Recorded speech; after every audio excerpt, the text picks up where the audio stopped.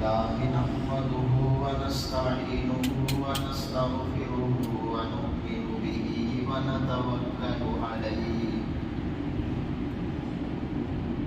ونعوذ بالله من شرور أنفسنا ومن سيئات أعمالنا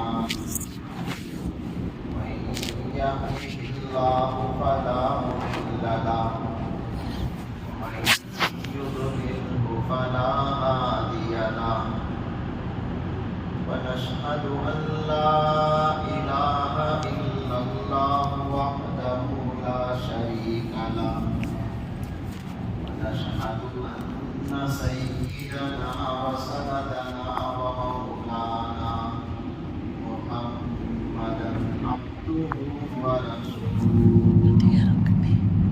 صلى الله تعالى على خير خلقه محمد وعلى آله وأصحابه أجمعين أما بعد فأعوذ بالله من الشيطان الرجيم بسم الله الرحمن الرحيم أفلا ينظرون إلى الإبل كيف خلقت وإلى السماء كيف رفعت وإلى الجبال كيف نصبت وإلى الأرض كيف سطحت فذكر إنما أنت مذكر صدق الله مولانا العظيم. بزرگان محترم، برادران اسلام، عزیز دوستو،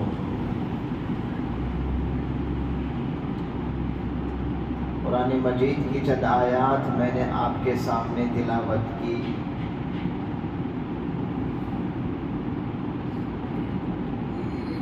جس میں اللہ تعالیٰ نے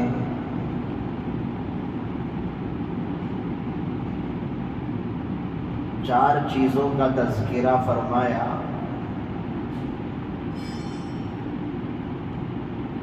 ایک اونٹ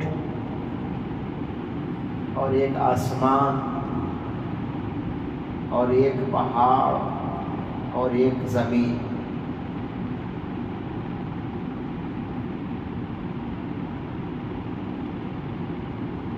ہر انسان چاہتا ہے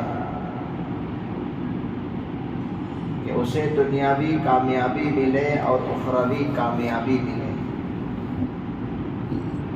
کسی سے بھی اگر پوچھا جائے کہ آپ کیا چاہتے ہیں تو کہے گا کہ میں کامیاب ہونا چاہتا ہوں، میں کامیابی چاہتا ہوں، دنیا میں بھی کامیاب ہونا چاہتا ہوں اور آخرت میں بھی کامیاب ہونا چاہتا ہوں. کامیاب ہونے کے لیے صفات کی ضرورت ہے، خوبیوں کی ضرورت ہے. جو خوبیوں والا ہوتا ہے وہ کامیاب ہوتا ہے، جو خوبیوں سے خالی ہوتا ہے وہ ناکام ہوتا ہے، وہ فیل ہوتا ہے.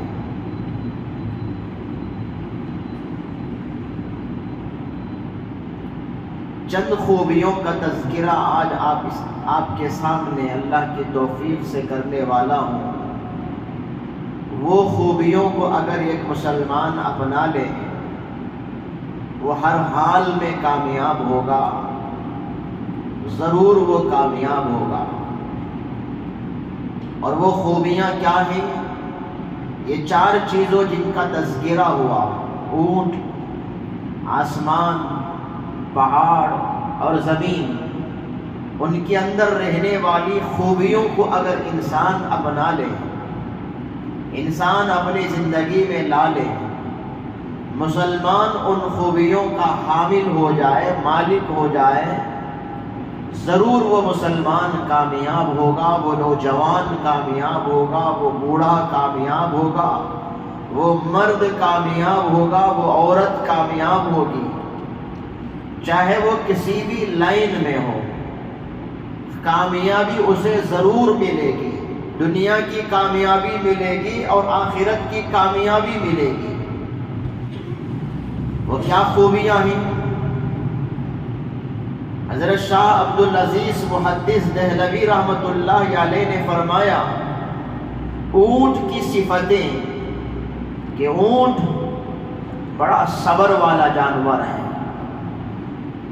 چھوٹا بچہ بھی اگر نکیل پکڑ کر کھینچے اس کے پیچھے پیچھے پیچھے چلنے لگتا ہے، اطاعت والا جانور ہے، چھوٹا بچہ بھی اگر نکیل پکڑ کر کھینچے تو وہ چلنے لگتا ہے، اس کے اندر اطاعت ہے، بڑا فرمانبردار جانور ہے، جب تک وہ مالک کے قبضے میں ہوتا ہے اس کی اطاعت کرتا ہے، یہ اس کی خوبی ہے، اطاعت کرنا، فرمانبرداری کرنا۔ اور اونٹ صبر والا جانور ہے، 800 میل دور چلتے رہتا ہے ریگستان کی اس دھوپ میں، لیکن اف نہیں کرتا، مالک کی منشا کو سمجھتا ہے، سفر طے کرتا ہے، مالک کو اس کی منزل پہنچاتا ہے، بڑا صبر والا جانور ہے۔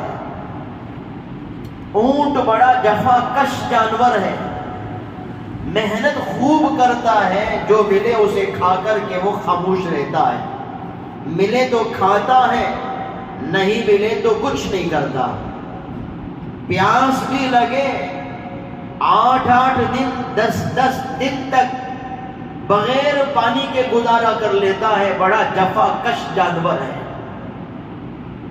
اس کے اندر جفا کشی ہے، اس کے اندر اطاعت ہے، اس کے اندر صبر ہے۔ اور آسمان کو دیکھیں تو آسمان میں کیا ہے؟ آسمان کو اللہ نے بلند کیا، اونچا پیدا کیا بغیر ستون کے۔ اس سے نکتہ علماء نے نکالا کہ مسلمان کو بلند جذبے والا ہونا چاہیے، بلند حوصلہ رہنا چاہیے، اس کا حوصلہ بلند ہو، اس کا جذبہ بلند ہو، اس کی سوچ اونچی ہو۔ یہ آسمان سے سبق ملا۔ پہاڑ کو دیکھیں تو پہاڑ ایک مضبوط قسم کا مخلوق، ایک مضبوط، اتنا مضبوط جب سے پیدا ہوا اس وقت سے اسی جگہ ٹکا ہوا کھڑا ہوا ہے، ہلتا نہیں ہے، جنبش نہیں ہے، حرکت نہیں ہے، اتنا مضبوط ہے، اتنا مضبوط ہے کہ حرکت نہیں ہوتی ہے۔ اور زمین کو دیکھ لیں تو زمین بڑا عاجز، انکسار، منکسر، بہت تواضع اس کے اندر، لوگ روندتے ہیں، کسی کو اف نہیں کرتا، کسی کو اف نہیں کرتی ہے زمین، خاموش رہتی ہے، روندنے والے کے روندنے کو سہ لیتی ہے، بڑا مزاج میں تواضع ہے۔ یہ صفتیں ایمان والوں کے اندر ہو، اونٹ کی جفاکشی ہو، اونٹ کا صبر ہو، اونٹ کی اطاعت ہو، پہاڑ جیسا بلند حوصلہ ہو، زمین جیسی تواضع ہو، اور آسمان جیسا بلند حوصلہ ہو، پہاڑ جیسی مضبوطی ہو، استقامت ہو۔ یہ صفتوں کو ایمان والا اپنائے، ہر میدان میں وہ ایمان والا کامیاب ہوگا، دنیاوی کامیابی اسے ملے گی، اخروی کامیابی اسے ملے گی۔ اب ذرا صحابہ کے دور میں چلے، صحابہ کے اندر یہ صفتیں کس قدر تھی جس کی وجہ سے صحابہ کامیاب ہوتے چلے گئے۔ صحابہ کی زندگی میں ذرا جھانک کر کے دیکھیں کہ صحابہ کیسے تھے، مشقت والا کام کرتے تھے، محنت والا کام کرتے تھے، جو ملتا اس پر قناعت کرتے تھے، جفا کش تھے۔ غزوہ بدر میں کھانے کو کچھ نہیں، ایک ایک کے حصے میں ایک ایک کھجور آتا ہے، اس ایک ایک کھجور پر قناعت کر لیتے ہیں، اسے چوس کر کے پانی پی لیتے ہیں۔ جب کھجور ختم ہو گیا، صرف سب کے ہاتھ میں گٹھلیاں موجود ہیں، ایک ایک کھجور کی ایک ایک گڈلیوں کو منہ میں رکھ کر چوستے ہیں، دل بہلاتے ہیں کہ ہم بھی کچھ کھا رہے ہیں، پانی پیتے ہیں اور جنگ کے میدان میں نکل جاتے ہیں لڑنے کے لیے، جہاد کرنے کے لیے۔ ایسے صحابہ، جفاکش صحابہ، آرام پسند نہیں، ہر چیز کھانے کی خواہش نہیں، جو ملا وہ کھا لیا اور اللہ کا شکر ادا کیا، اس کو کہتے ہیں جفاکش۔ یہ غزوے میں صحابہ کے پاس اونٹ بھی نہیں، گھوڑا بھی نہیں، سواری نہیں، پورا غزوہ انہوں نے، پورا سفر پیدل طے کیا، چلتے رہے چلتے رہے چلتے رہے، اتنا چلے کہ ایڑیوں میں سوراخ ہو گیا، پیر ان کے گھس گئے۔ ایسے محنتی صحابہ، تب جا کر کے انہیں کامیابی ملی ہے، کامران ہوئے ہیں۔ صحابہ ایسے تھے۔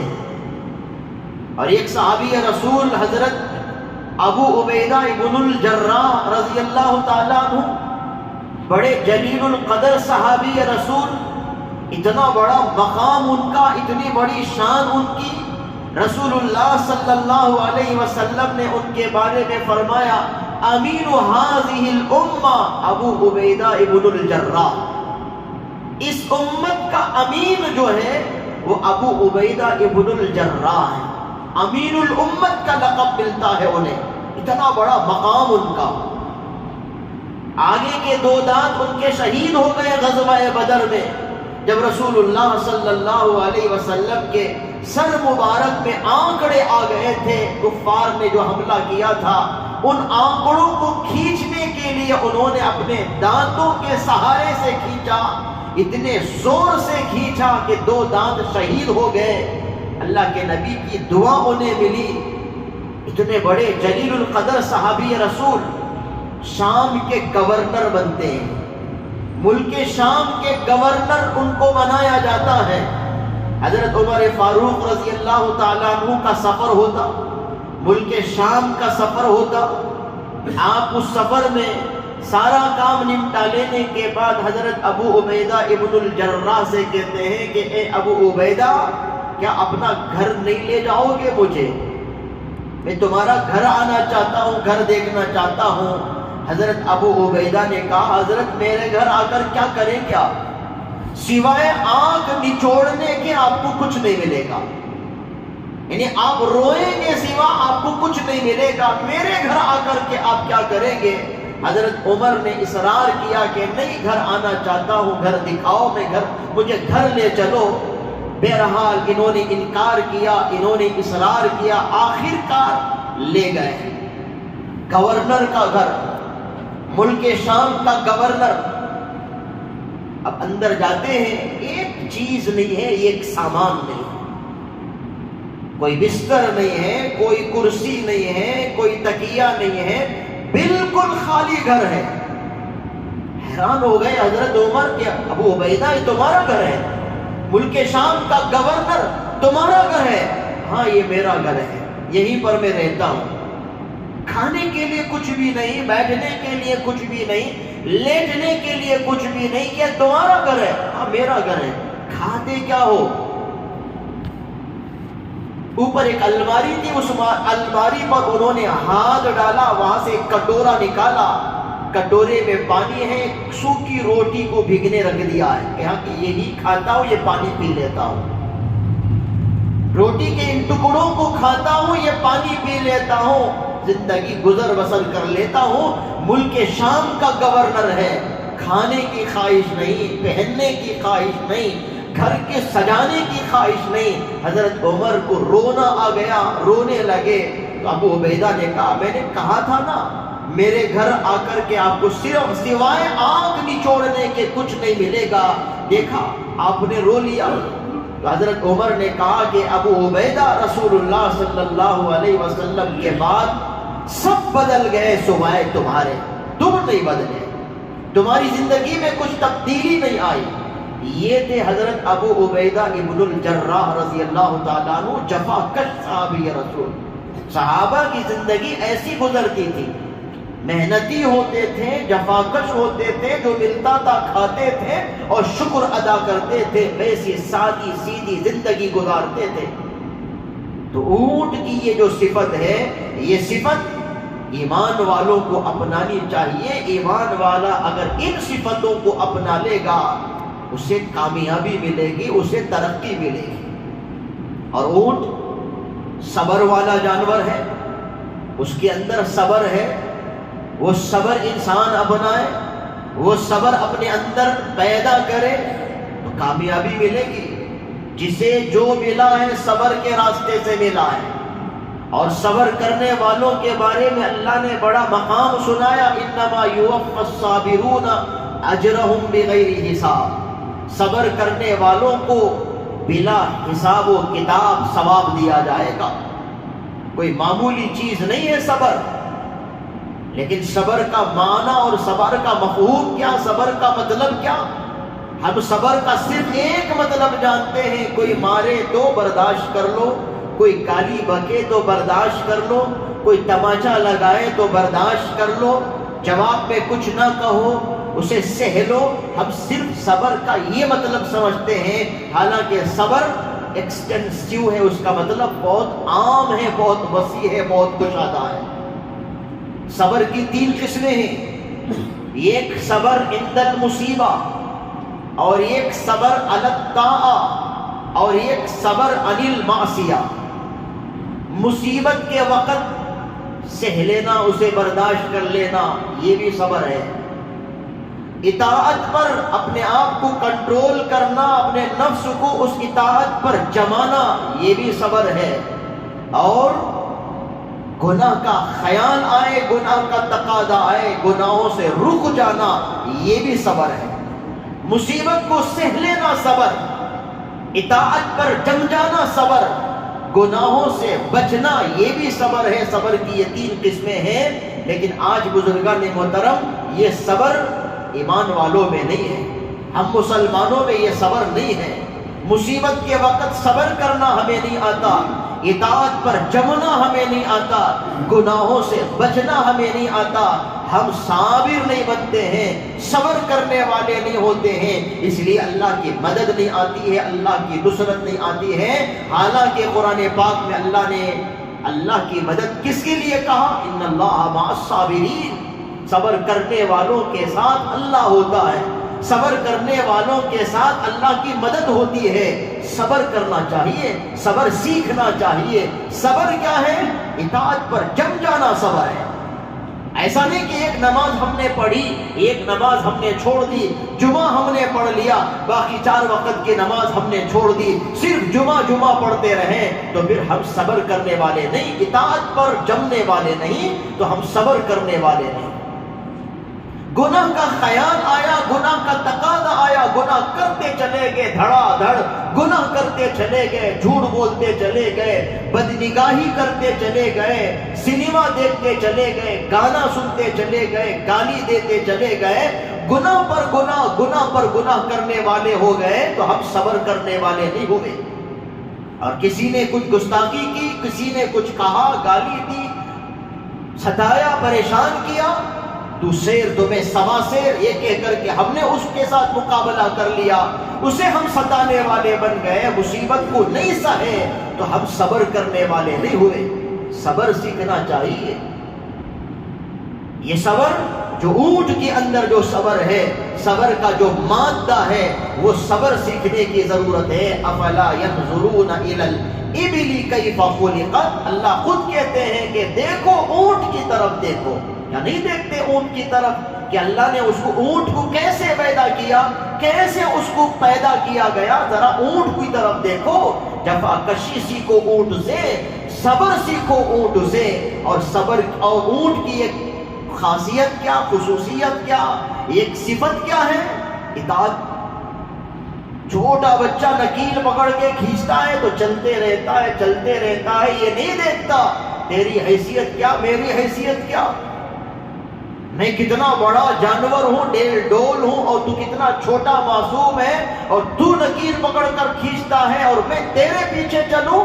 نہیں، اس کی بھی اطاعت کرتا ہے، سمجھتا ہے کہ یہ مالک ہوگا، یا مالک کا صاحبزادہ ہوگا، یا مالک نے اسے حکم دیا ہوگا مجھے کھینچ کر لانے کا.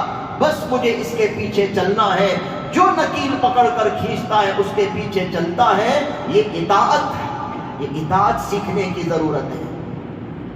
اطاعت کرنے والے صحابہ تھے، قرآن کی اطاعت کرنے والے، سنت کی اطاعت کرنے والے، امیر کی اطاعت کرنے والے، اپنے لیڈر کی اطاعت کرنے والے صحابہ تھے۔ صحابہ کے اندر اطاعت کوٹ کوٹ کر بھری ہوئی تھی۔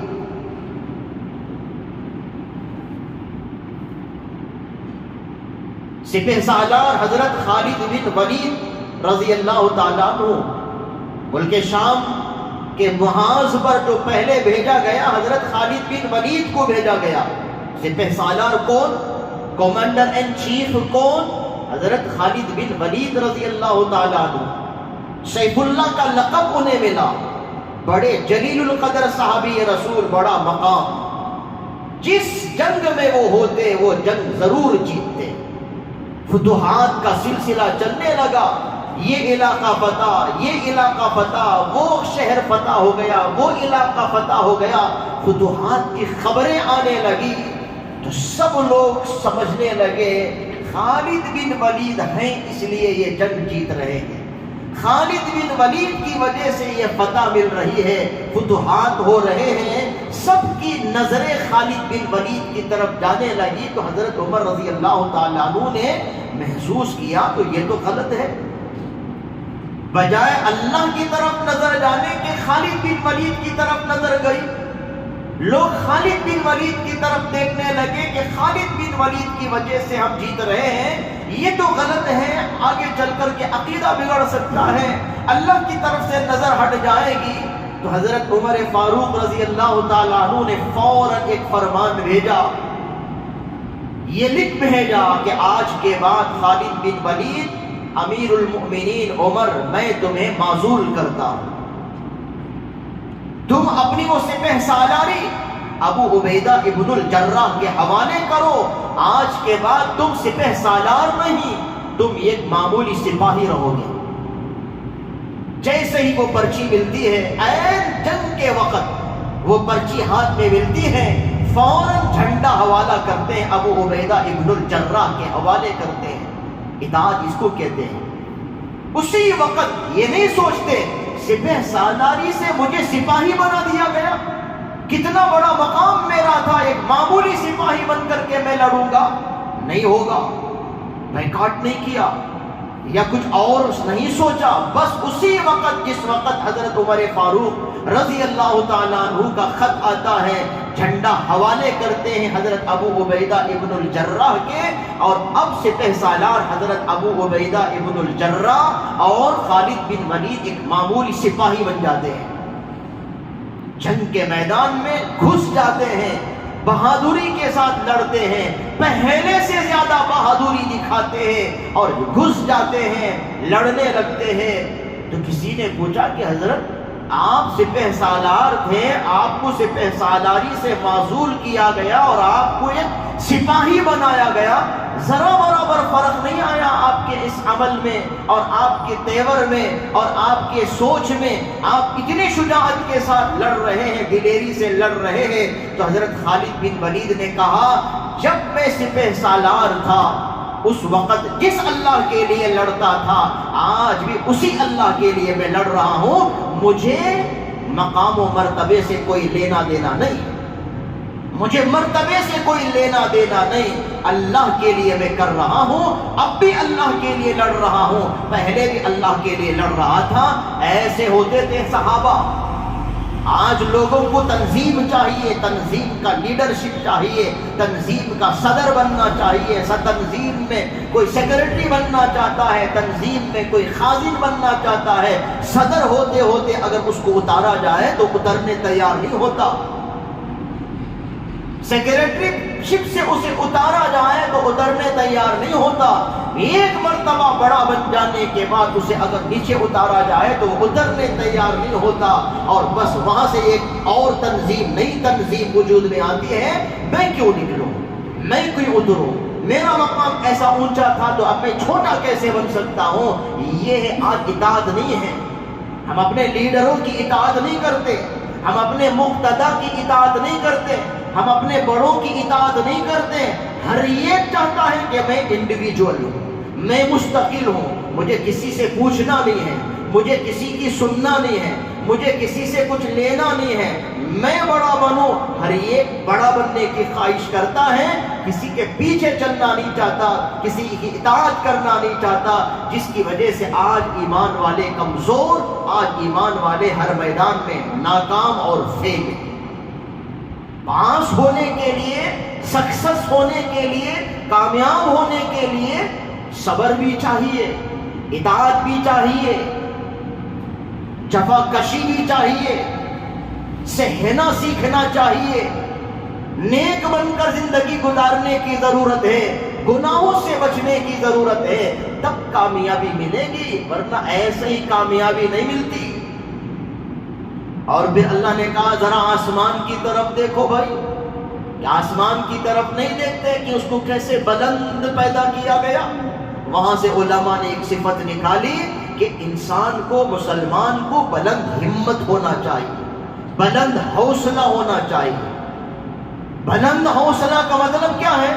بلند حوصلہ کا مطلب ساری دنیا میرے جیب میں آ جائے یہ نہیں، مالدار میں بن جاؤں یہ نہیں، آخرت اس کے سامنے ہو، اللہ کی رضامندی اس کے سامنے ہو، اللہ کو خوش کرنے کی جستجو اسے ہو۔ کوئی یہ سوچتا کہ ساری دنیا کا میں مالک بن جاؤں، ساری دنیا پر میں چھا جاؤں، ساری دنیا کی دولت میرے جیب میں آ جائے، یہ کمینہ پن ہے۔ یہ دنیا کوئی ایسی بڑی چیز نہیں ہے اس دنیا کی خواہش کی جائے، دنیا کو مطلوب بنایا جائے، دنیا کو محبوب رکھا جائے، دنیا والا میں بن جاؤں، دنیا کی دولت مجھے مل جائے، ٹپ ٹاپ میں رہوں، ساری دنیا کی دولت مجھے مل جائے، میرا پروڈکٹ ساری دنیا میں چھا جائے، یہ کوئی سوچتا ہے، یہ کوئی بلند حوصلہ نہیں ہے۔ دنیا معمولی ہے، دنیا حقیر ہے۔ بلند حوصلہ کا مطلب آخرت سامنے، ایک ایمان والے کے سامنے آخرت ہو، ایمان والے کے سامنے اللہ کو راضی کرنے کا جذبہ ہو، ایمان والے کے سامنے اللہ کو خوش کرنے کے خیالات ہو، ایمان والا آخرت کو سامنے رکھ کر جیتا ہے تو بلند حوصلہ اس کا ہے، بلند جذبہ اس کا ہے، اونچے خیالات اس کو کہتے ہیں۔ دنیا کی خواہش کرنا یہ اونچے خیالات کا مطلب نہیں ہے، ایک فیکٹری سے 2 فیکٹری بنا لوں یہ اونچے خیالات نہیں، بلکہ اللہ راضی ہو جائے، اللہ کی رضامندی مجھے مل جائے، اللہ مجھ سے خوش ہو جائے، آنکھ بند ہو جائے تو رسول اللہ صلی اللہ علیہ وسلم کی زیارت ہو، رسول اللہ صلی اللہ علیہ وسلم میرا چہرہ دیکھ کر، میری زندگی دیکھ کر، میرے معاملات کو دیکھ کر، میرے اخلاق کو دیکھ کر، سیرت اور سنت کے مطابق زندگی گزارنے کو دیکھ کر، خبر میں مجھے دیکھ کر کے مسکرائے، یہ جذبہ ہونا چاہیے۔ ذرا ہم جھانکیں اپنے اندر، نہ سیرت ہے، نہ سنت ہے، نہ اخلاق ہے، نہ معاملے کا ڈھنگ ہے، نہ عبادت ہے، نہ نماز ہے، نہ کچھ ہے، کچھ بھی نہیں ہے۔ ذرا سوچے بزرگان محترم، اسی حال میں اگر آنکھ بند ہو جائے، خبر میں رسول اللہ صلی اللہ علیہ وسلم کی زیارت ہو اور اللہ کے نبی مجھے دیکھیں اور میں اللہ کے نبی کو دیکھوں، میرا چہرہ دیکھ کر کبھی اللہ کے نبی منہ نہ موڑ لیں، یہ کون آ گیا جس نے میری سنت کو زندہ نہیں کیا؟ یہ کون ہے جو نماز چھوڑ کر آیا؟ یہ کون ہے جو معاملہ خراب کر کے آیا؟ یہ کون ہے جو بد اخلاقی دکھا کر کے آیا؟ کہیں ناراض ہو کر اللہ کے نبی منہ نہ موڑ لیں۔ قبر میں جانے سے پہلے سنت کی زندگی اپنا لیں، ہم شریعت کی زندگی اپنا لیں، ہم اخلاق کی زندگی اپنا لیں، ہم بلند حوصلہ یہ رکھیں اللہ مجھ سے راضی ہو جائے، اللہ کا رسول مجھ سے راضی ہو جائے، چاہے ساری دنیا والے ناراض رہیں، مجھے اس کی کوئی پرواہ نہیں۔ ساری دنیا والے، سماج ناراض رہیں، محلے والے ناراض رہیں، معاشرہ ناراض رہے، رشتہ دار ناراض رہے، لیکن میں شریعت کے خلاف چل نہیں سکتا کیونکہ مجھے اللہ کو راضی کرنا ہے۔ اس کو کہتے ہیں بلند حوصلہ، بڑے خیالات، اونچے خیالات۔ ایسا ہونا چاہیے۔ صحابہ کو ذرا دیکھیں، کتنا بڑا بلند حوصلہ ان کا تھا. کسرا اس کا جو محل، کتنا بڑا محل، پردے جو لگتے تھے، پردے میں کئی درہم و دنانیر کے سونے لگے ہوتے تھے. پردے کا یہ حال تھا کسرا کا جو محل تھا. مسلمانوں کے قبضے میں آتا ہے، فتح ہوتا ہے تو سریے کے حصے میں کچھ نہ کچھ جاتا ہے. یہ تاج کسی غریب سپاہی کے پاس حاصل ہوتا ہے، اسے مل جاتا ہے، کہیں سے مل جاتا ہے، اس کے حصے میں نہیں آتا. کہیں گرا پڑا تھا، اس کے حصے میں آتا، اس کے ہاتھ لگ جاتا ہے. اب وہ صحابی رسول یا وہ غریب صحابی، وہ غریب سپاہی اس تاج کو کپڑے میں لپیٹ کر کے، اپنا چہرہ چھپا کر کے امیر لشکر کے پاس لے کر کے جاتا ہے اور جا کر کے کہتا ہے کہ امیر لشکر، یہ ایک تاج ہے جس میں ہیرے لگے ہوئے ہیں، یہ کہیں گرا پڑا ہوا تھا، میں یہ پہنچانے آیا ہوں، یہ امانت ہے، آپ اس کو رکھ لیجئے، جس کے حصے میں جانا ہے اسے دے دیجئے. وہ سپاہی چھپانا چاہے تو چھپا سکتا تھا، تاج چھپا سکتا تھا، ہیرے اس میں سے نکال سکتا تھا، سونے کے ٹکڑے اس میں سے چرا سکتا تھا. دیکھنے والا کوئی نہیں تھا، اکیلا وہ تھا، تاج اسے ملا تھا. دنیا کمانے کی اگر اسے خواہش ہوتی تو وہ ضرور چھپا سکتا تھا، اسے غصب کر سکتا تھا، ہڑپ کر سکتا تھا. چھپایا اس کو کپڑے میں، کوئی دیکھ نہ لے. چہرہ چھپایا، کوئی مجھے دیکھ نہ لے. یہ بھی چھپایا اور چہرہ بھی چھپایا. امیر لشکر کے حوالے کرتا ہے کہ امیر لشکر آپ رکھ لیجئے، جس کے حصے میں دینا چاہے آپ دے دیجئے. وہاں گرا پڑا تھا. حیران ہوتا ہے امیر لشکر، بھئی تو کون ہے؟ رکھنا چاہے تو رکھ سکتا تھا نا، آخر تو کون ہے؟ تیرا نام کیا ہے؟ تو وہ غریب سپاہی کہتا ہے، جس اللہ کے ڈر سے میں نے یہ پہنچایا ہے نا، وہ اللہ میرا نام جانتا ہے. وہ اللہ میرا نام جانتا ہے کہ میں کون ہوں، میرا نام کیا ہے. اس اللہ کو راضی کرنے کے لیے میں نے یہ کام کیا. اس کو کہتے ہیں بڑا جذبہ، بلند حوصلہ، اونچے خیالات. دنیا کی حیثیت ان کے سامنے نہیں، دنیا حقیر ان کی نظروں میں. وہ صرف آخرت کے لیے جیتے تھے. آج ذرا ہم بھی اپنے گریبان میں منہ ڈال کر کے دیکھیں، ہم صرف دنیا کے لیے جیتے ہیں، دنیا کے لیے مرنا چاہتے ہیں، دنیا کے لیے جینا چاہتے ہیں. عزت دنیا کی چاہتے ہیں، آخرت کی نہیں. دولت دنیا کی چاہتے ہیں، آخرت کی نہیں. اور سب کچھ دنیا کا چاہتے ہیں، آخرت کا ہم کچھ نہیں چاہتے ہیں. اسے چھوٹا پن کہتے ہیں، چھوٹا پن کہتے ہیں. ایک طرف مشک ہے اور ایک طرف پاخانہ ہے.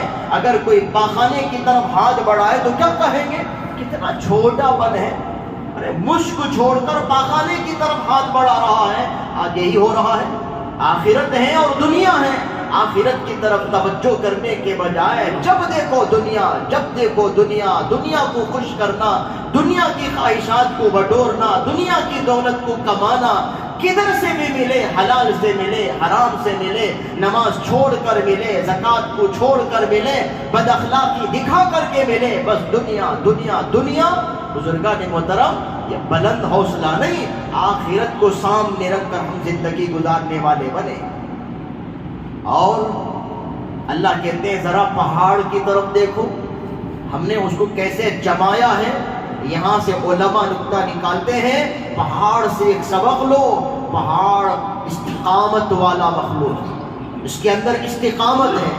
جب سے اللہ نے پیدا کیا، جہاں اللہ نے اس کو پیدا کیا وہیں پر وہ اس وقت سے لے کر اب تک ہے، اور جب تک اللہ چاہے گے وہ رہے گا.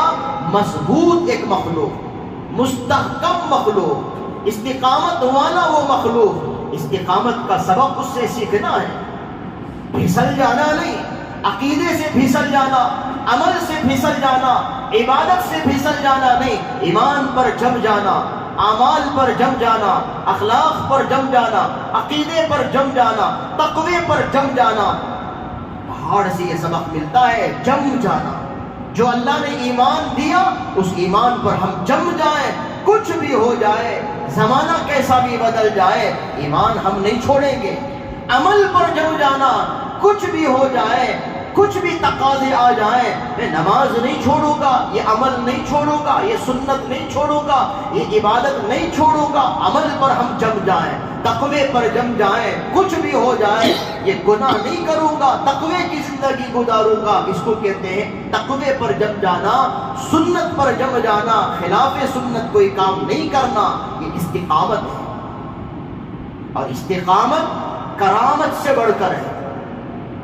کرامت کا درجہ چھوٹا ہے، استقامت کا درجہ اس سے زیادہ بڑا ہے۔ ایک شخص اسے اطلاع ملتی ہے حضرت جنید بغدادی رحمت اللہ علیہ کے بارے میں کہ بڑے ولی ہیں، بڑے اللہ والے ہیں۔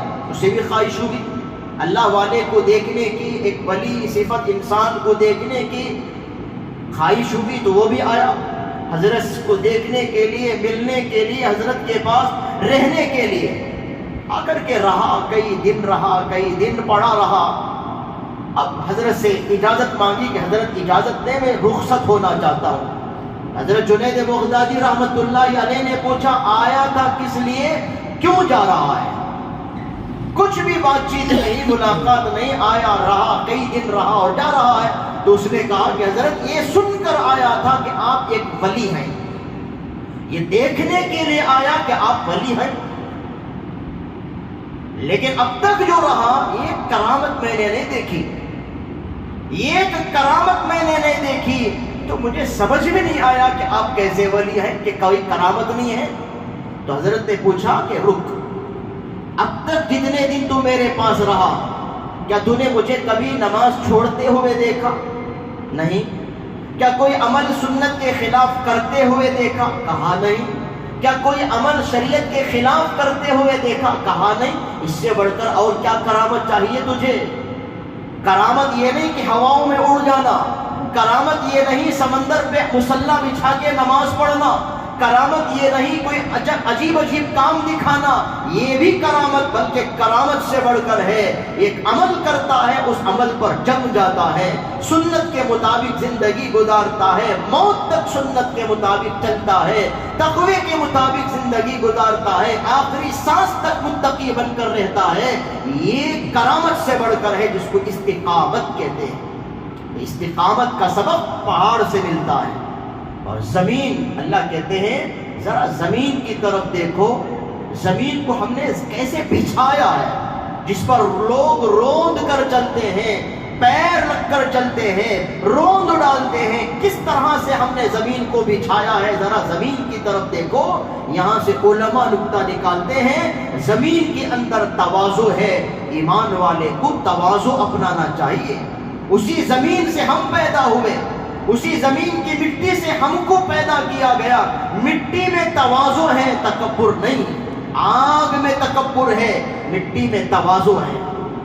اسی لیے تو شیطان نے کہا انا خیر منہ، آدم سے میں بہتر ہوں، خلقتنی من نار وخلقتہ من طین، آپ نے اسے مٹی سے پیدا کیا اور آپ نے مجھے آگ سے پیدا کیا، آگ بڑا ہے، آگ بڑی مخلوق ہے، میں بڑا ہوں۔ شیطان متکبر ہوا آگ سے پیدا ہونے کی وجہ سے، اور ہم اور آپ مٹی سے پیدا ہوئے، اور مٹی میں تواضع ہے۔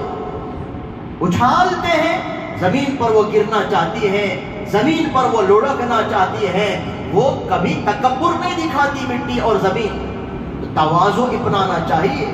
اپنے آپ کو کبھی بڑا نہیں سمجھنا، اپنے آپ کو اتنا بڑا سمجھنا کہ سامنے والے کو حقیر سمجھے، حرام ہے یہ، اسی کو تکبر کہتے ہیں۔ اپنے آپ کو چھوٹا سمجھنا، اپنے آپ کو کمزور سمجھنا، اپنے بھائی کے سامنے کبھی چھوٹا بن جانا، بہن کے سامنے کبھی چھوٹا بن جانا، چھوٹوں کے سامنے بھی کبھی چھوٹا بننا پڑتا ہے، تو پھر بڑوں کے سامنے ہر حال میں چھوٹا بن کر رہنا پڑے گا۔ کبھی مغرور نہیں ہونا، غرور نہیں دکھانا، گھمنڈ نہیں دکھانا، یہ اللہ کو پسند نہیں ہے۔ کتنے بڑے صحابی رسول حضرت علی رضی اللہ تعالیٰ عنہ، داماد مصطفیٰ صلی اللہ علیہ وسلم، حضرت فاطمہ کے شوہر، حسنین کے ابو ہیں، کتنا بڑا مقام، فاتح خیبر ہے۔ ایک مرتبہ راستہ چل رہے تھے، ایک مسافر مل گیا، مسافر رسول اللہ صلی اللہ علیہ وسلم سے ملنا چاہتا تھا۔ اب ملاقات حضرت علی سے ہوتی ہے، حضرت علی سے پوچھتا ہے کہ آپ کون ہیں؟ من انت. تو حضرت علی یہ نہیں کہتے جس نبی سے تم ملنے جا رہے ہو اس نبی کا میں داماد ہوں، اس نبی کی جو لخت جگر فاطمہ ان کا میں شوہر ہوں، جنت کے نوجوانوں کے سردار حسن اور حسین میں ان کا ابو ہوں. یہ نہیں کہتے، کہتے ہیں ما انا الا رجل من المسلمین، میں ایک عام مسلمان ہوں. اپنا کوئی اسٹیٹس نہیں دکھاتے، اپنا کوئی مقام نہیں دکھاتے، میں یہ فلاں ہوں، میں فلاں ہوں. اسے کہتے ہیں تواضع، اپنے آپ کو کچھ نہیں سمجھنا، اپنے آپ کو بیٹا کر کے رکھنا. ایسے تھے صحابہ. حضرت سلمان فارسی رضی اللہ تعالیٰ عنہ مدائن کے گورنر تھے.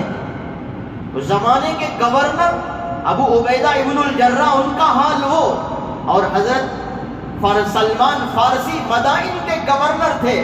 راستہ چل رہے تھے، اتنا سادہ سیدھا کپڑا تھا گورنر کا، کوئی ٹاٹ باٹ نہیں تھا، کوئی چمکیلا لباس نہیں تھا، کوئی نمایاں کوئی کپڑا نہیں تھا، بالکل سادہ سیدھا کپڑا. ایک مسافر وہاں سے گزرا، اس کے ہاتھ میں لگیج ہے، تھیلا ہے، پتہ نہیں اور کیا کیا ہے. دیکھا کہ سامنے کوئی شخص جا رہا ہے، پرانا کپڑا ہے، سادہ سیدھا کپڑا ہے. او بھائی سر کے اوپر رکھ لو اسے، مجھے وہاں تک جانا ہے، وہاں لا کر پہنچا دو. فوراً یہ کرتے ہیں کیا، سر کے اوپر رکھتے ہیں، اس کے اس بوجھ کو اپنے سر پر رکھتے ہیں. مزید یہ بوجھ لاتا ہے تو وہ بھی لیتے ہیں. ایک گورنر ایک مسافر کے سارے سامان کو اپنے کاندھے پر سر پر لاد کر کے جا رہے تھے.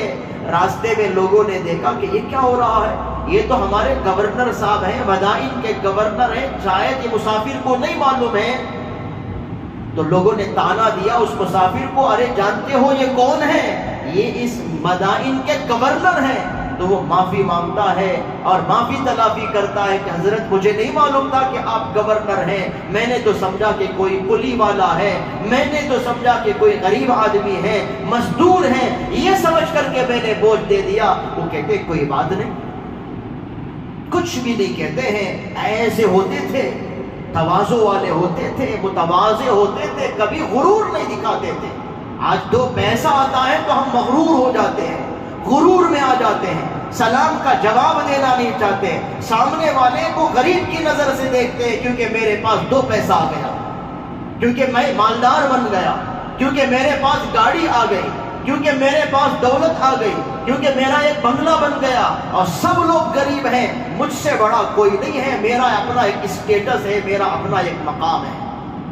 حضرت عمر بن عبد العزیز رحمت اللہ علیہ، عمر ثانی جن کو کہتے ہیں، امیر المومنین تھے. وہ چراغ بجھ جاتا ہے تو خود اٹھتے ہیں، چراغ درست کرتے ہیں اور آگ لگاتے ہیں، چراغ کو صحیح کرتے ہیں.